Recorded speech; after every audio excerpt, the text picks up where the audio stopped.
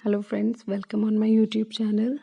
आज हम आपको बताएंगे शनिदेव की पूजा में जो गलतियां हम लोगों से हो जाती हैं और उसकी वजह से हमें बहुत बड़े संकटों का सामना करना पड़ता है।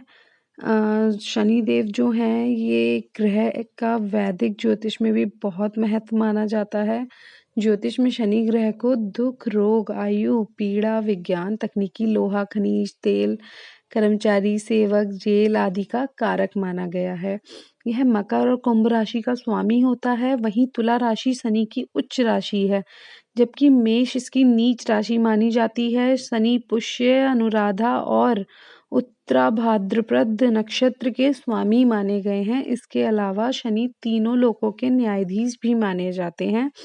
अतः ये व्यक्तियों को उनके कर्म के आधार पर फल प्रदान करते हैं।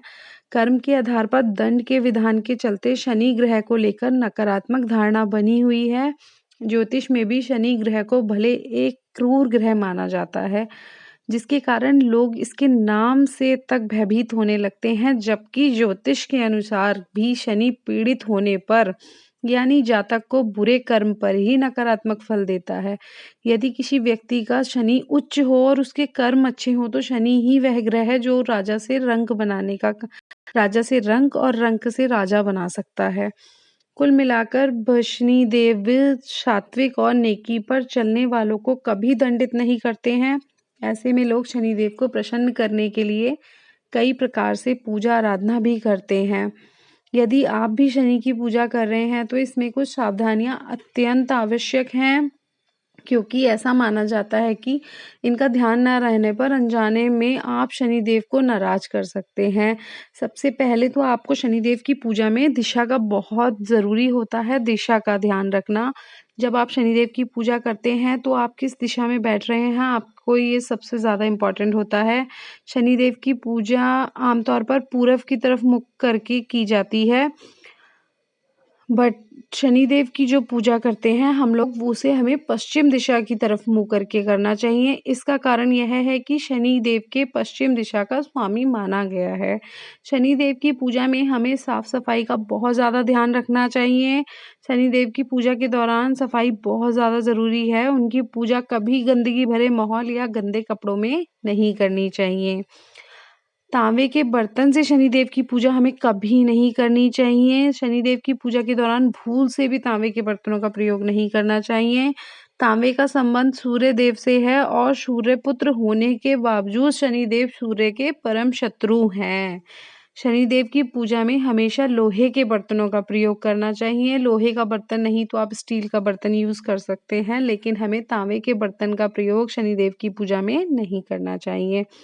शनिदेव की पूजा के वक्त उनकी प्रतिमा के सामने खड़े होकर कभी प्रार्थना नहीं करनी चाहिए।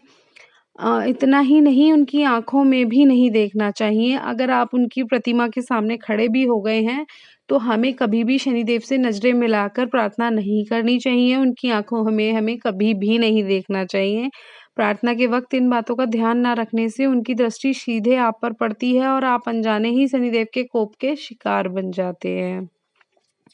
शनिदेव की पूजा में हमें इन रंगों से भी बचना चाहिए। शनिदेव की पूजा के दौरान नीले और काले रंग का ही प्रयोग करना चाहिए। लाल रंग का कोई फूल भी अर्पित नहीं करना चाहिए और लाल रंग हमें पहनना भी नहीं चाहिए। लाल रंग मंगल का परिचायक है और मंगल भी शनि के शत्रु ग्रह हैं। भोग शनिदेव को हमें जो भोग लगाना चाहिए उसमें हमें काले तिल और खिचड़ी का भोग लगाना चाहिए। माना जाता है कि अनजाने में भी की गई गलती से शनिदेव कुपित हो जाते हैं और प्रसन्न होकर आशीर्वाद देने की जगह जातक को उनके क्रोध का शिकार होना पड़ता है। ये कुछ संकेत ऐसे होते हैं जिनसे हमें पता चलता है कि हमारा शनिदेव कुपित होकर हमारी तरफ गलत दृष्टि दे रहे हैं। इसमें क्या होता है, जब शनिदेव की बुरी दृष्टि हम पर होती है तो आपकी आंखों की रोशनी कम हो जाती है और कमर दर्द की समस्या भी पैदा हो जाती है।